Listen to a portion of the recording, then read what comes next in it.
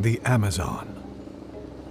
More than 2.5 million square miles of the most biodiverse land on Earth, including the world's largest river. The Amazon basin stretches across 8 countries in South America and makes up half of the Earth's tropical forests. Brazil is home to 60% of this land, but the second largest area lies in Peru. The Peruvian Amazon is inhabited by dozens of indigenous tribes, some who live deep into the jungle, inaccessible by road. Though many wear modern clothing today, others are truly uncontacted, retaining their traditional way of life as they have for generations.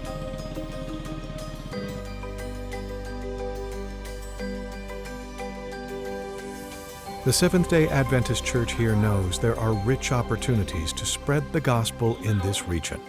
The church sends missionaries into these hard-to-reach communities to teach people about Jesus and provide medical attention and education.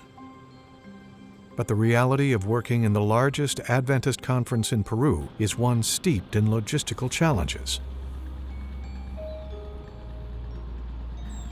Uno de los mayores desafíos que tiene nuestra misión es poder llegar hasta las comunidades. Los pastores que trabajan en las zonas de río adentro, la parte más espesa de la selva, la dificultad mayor es el transporte.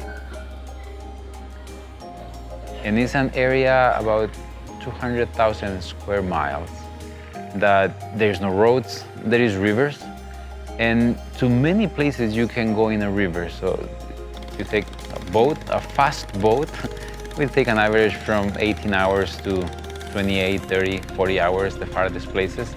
And then the big boats that go slower, but they can take more cargo, they will take days to go to these places. Then you have some other rivers that come not from Peruvian side, but come from Brazil. So there's no connection of the river, so those places can only be accessed by plane. So many of these communities, everything that goes there, it just comes by plane. The only way to go in and out is by aircraft.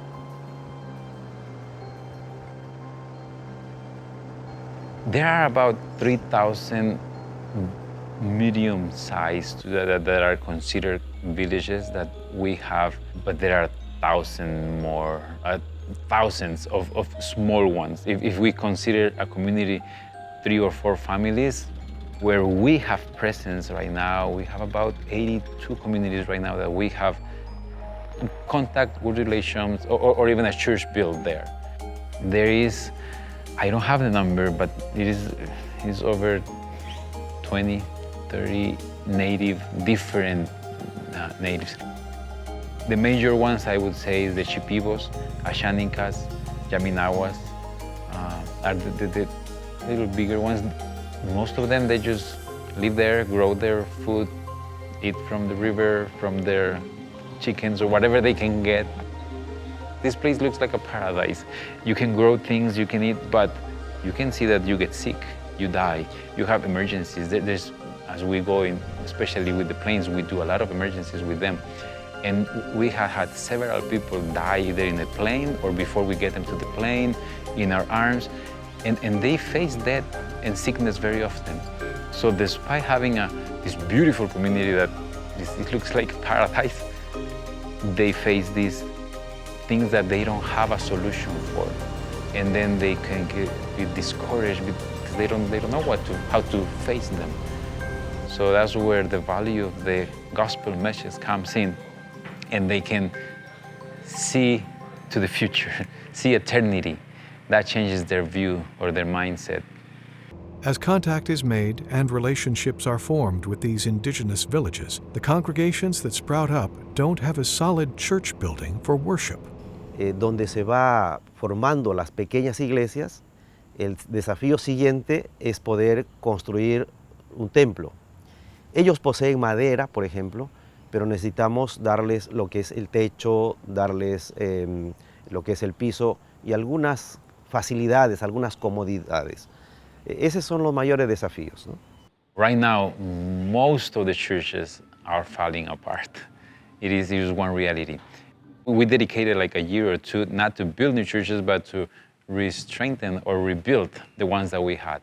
There were several churches that, as I was visiting, they have wood that goes into the ground, so it had eat up. So like the walls would be hanging sometimes. You couldn't lean on them. Roofs where anytime could fall. Some of them, when you look at the roof, termites have eat up the wood. So many of them were in very close time to fall. But definitely, jungle is really rough on structures, especially on wood and metal, because it rusts and the termites eat the wood. Maranatha has worked in this Amazon region of Peru before, building churches and other structures in the mid-2000s. Today, the Adventist Church has asked for help here once more. Maranatha is starting by constructing 20 churches in the city of Pucallpa and eventually working deeper into the jungle.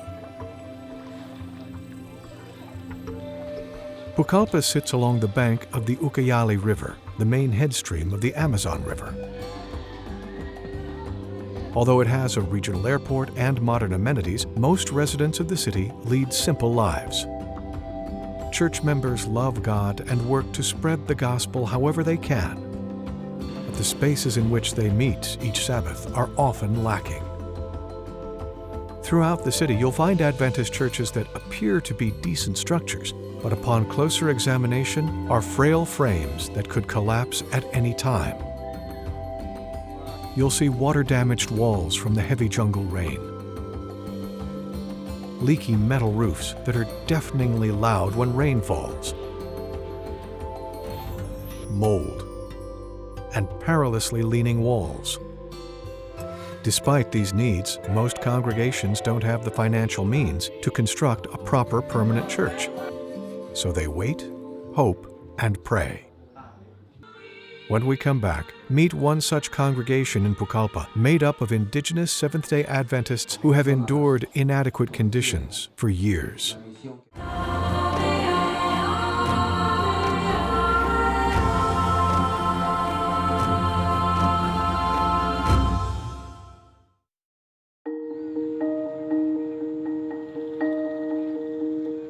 The Amazon rainforest is made up of a unique ecosystem that is both beautiful and challenging to work and live in.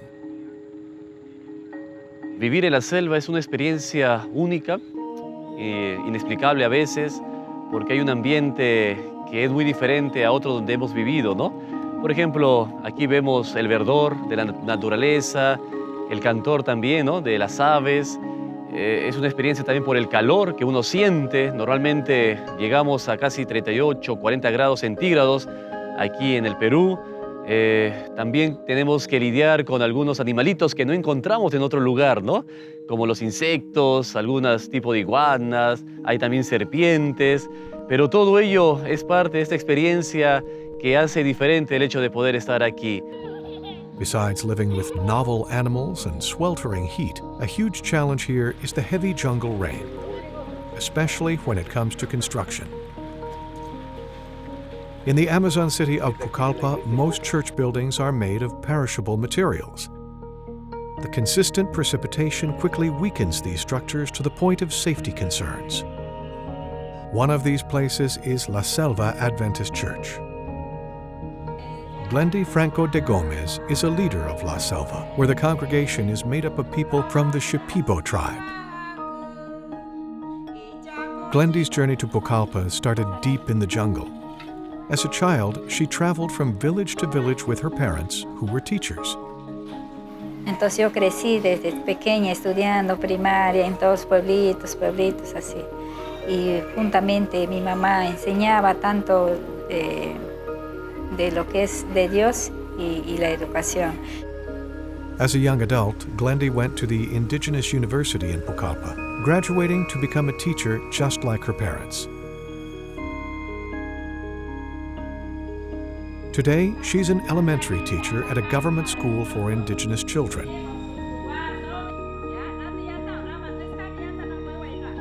She's also become a leader at La Selva Church. La Selva was formed in 2007 when this current property was covered in jungle vegetation. It was owned by her university alma mater, who saw that many of the indigenous students who moved to Pucallpa had no place to live. So the land was transferred to people of the Shipibo tribe, some who were Adventist. Beyond building residences here, the congregation created a shelter for worship each Sabbath using a tarp. Eventually, missionaries to the area helped to build them this current sanctuary. The Shipibos are matriarchal, so women help guide society in many ways. Women are also integral to a church's stability and future growth. Each Sabbath, more than 30 people attend La Selva, including university students that are following Glendy's footsteps from the jungle to the city. But Glendy would like to grow that number. Para el sueño de la iglesia es de que ganemos más almas y que se congreguen allí. De todo el pueblo que viene, que se congreguen y que día a día nosotros trabajar y traer más almas ahí en ese lugar y adorar a Dios. But a big roadblock to increasing the membership is the structure they meet in. First, the building itself is made of weak, rain-soaked wood. The reality is that if a strong enough storm hit while the members were present, the building would collapse, causing injuries or worse. There are large openings in the slat walls. Water pours in when it rains, flooding the floor. The roof recently blew away in a storm. There is no electricity. The metal roof makes it oppressively hot and humid. And especially during the school year when university students are present, there's no room for visitors. Because of some of these challenges, at times the members simply cannot worship here because the space is unusable. Cuando hay mucha lluvia, normalmente los hermanos prefieren quedar en casa que poder ir al templo, ya que ahí van a tener que soportar el hecho de mojarse, ¿no? Igual también cuando hace mucho calor, a veces prefieren quedar en casa por la precariedad del templo, ya que al llegar se sofocan, ¿no? Each time there is a setback with the building, the members do their best to patch it up, but it's not meant to last. And without financial resources to make a significant change, the congregation is stuck. Maranatha's commitment to churches in Pucallpa is to provide special roofs that won't absorb as much of the jungle heat and are quieter in the rain, as well as strong, permanent steel frames that will last for generations. Congregations will then build up the walls using local materials. To La Selva's delight, their church was on the list that Maranatha is helping. Es mucha ayuda por nosotros porque en realidad nosotros lo que congregamos es, tenemos todavía pocos profesionales que podamos poder construir y es una gran ayuda y nosotros podemos ya ir ahorrando un poco y terminar ya la iglesia. A que ustedes nos traen el material metálico, estamos muy agradecidos. Ha sido una necesidad acá en la selva y que Dios mismo les ha traído. Estamos muy contentos y estamos agradecidos anticipadamente. Maranatha has set up a workshop in Pucallpa where all of the components for our churches in this region will be fabricated. Our in-country crew here is creating these steel elements, and entire church frames are starting to go out to sites throughout the city.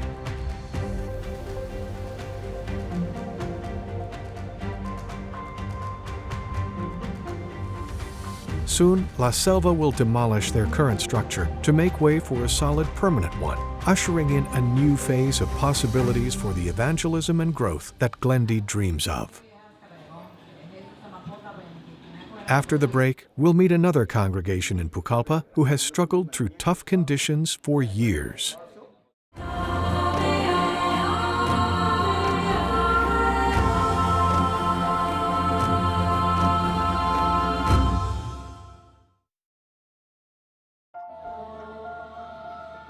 Though church members in Pucallpa are passionate about the gospel, the adverse worship situations can be difficult, leading some members to simply stay at home on Sabbath. Church leaders understand that the structural challenges of these sanctuaries are real because they see them actually changing attendance habits. Por lo tanto, esa precariedad de la iglesia afecta en gran manera el desempeño de otros hermanos que son muy fervorosos. Son personas que aman mucho a Dios, pero que no encuentran un tipo de comunidad dentro de la iglesia y a veces prefieren adorar a Dios en la casa que encuentran mayor comunidad. Another congregation in Pucallpa that faces an uphill battle with its worship space is the Via Jesus Church. Jonas Inuma Fababa is the head elder. Jonas leads a simple life with his wife, selling ice cream throughout his neighborhood to make a living. But his biggest passion is evangelism. El desafío es el que nosotros tener más ganadores de almas. Y ahorita estamos entrenando a los jovencitos, nuevos integrantes, en tratar de que ellos también lleven el Evangelio eterno, como dice un predicador hoy día, justo en ese tema muy importante. Y eso es nuestro sueño. Jonas moved to Pucallpa in 2007. After learning his neighborhood had no church, he helped to start one. In 2011, they were challenged to plant a new church in Via Jesus, buying this land on which the group grew for years. Then, COVID shut down the country and membership plummeted. But after emerging from strict COVID lockdowns, Jonas is trying to grow the church again, and it's working. Via Jesus is the fastest growing Adventist church in the area, thanks to a strong emphasis on evangelism. Currently, there are around 40 people that attend each week, 25 others receiving Bible studies, and 30 area youth in the Pathfinder Club. They also frequently conduct evangelistic campaigns, but all of this work is limited by insufficient meeting space. The church gets extremely hot in the jungle sun, especially when it's packed full of people each Sabbath. Rain pours in from holes all over the roof, which also causes a loud roar on the metal that makes worship nearly impossible. The building is small and cramped. There's no room for growth in the current space, so the congregation started a daughter group in another neighborhood. And like other area churches, the structure's trusses and walls are water damaged because of the rain, compromising the building's structural integrity. Jonas knows that with all of these problems, this building won't support the dream of growing Via Jesus. Cuando evangelizamos, ¿dónde vamos a meternos? Y es el lugar como hoy día, nos metemos por abajo de los árboles. Y eso es. Cuanto más acciones misioneras hacemos, más nos llenamos y no vamos a abastecer la iglesia. Y veo que With such a vibrant, growing community, there's great potential for what Via Jesus could accomplish with adequate infrastructure. Maranatha has agreed to construct 2 buildings for Via Jesus, which will serve the congregation for church, Sabbath school classes, pathfinders, and other evangelistic meetings. de verdad me siento muy alegre. He visto una bendición de Dios, ¿no? Lo que clamé en mi mente y decir, ¿cómo quisiera tener una iglesia más grande? Y para mí fue una bendición, una alegría, mejor dicho, en el corazón.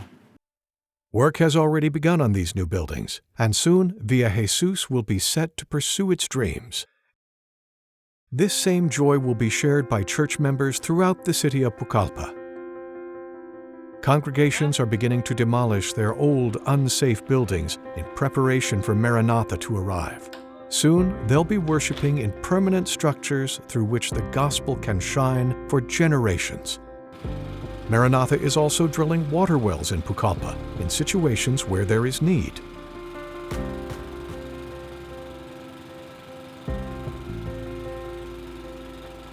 After Maranatha's initial commitment in Pucallpa is complete, we'll start moving down the river into more remote communities that are harder to reach.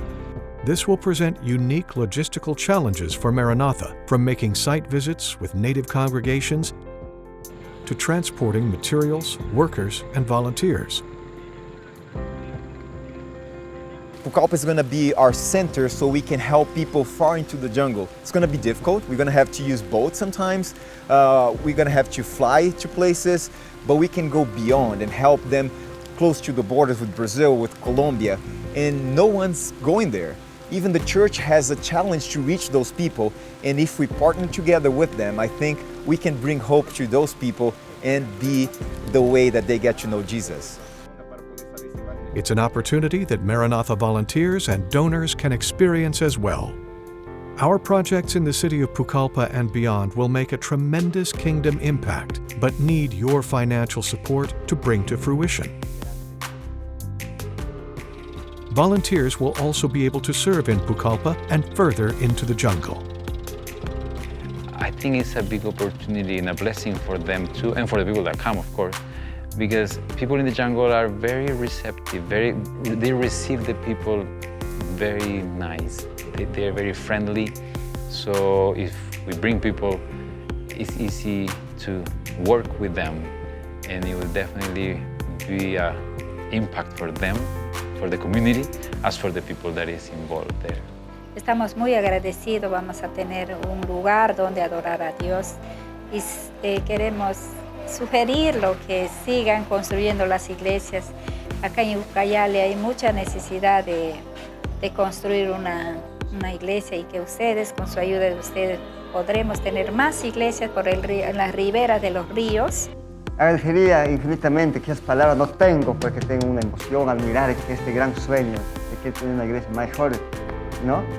Sería para mí agradecerle y que Dios bendiga a esos hermanos, ¿no?, que pueden donar ese dinero, ¿no?, porque es parte, ¿no?, de Dios, esa bendición que nos está cayendo a nosotros.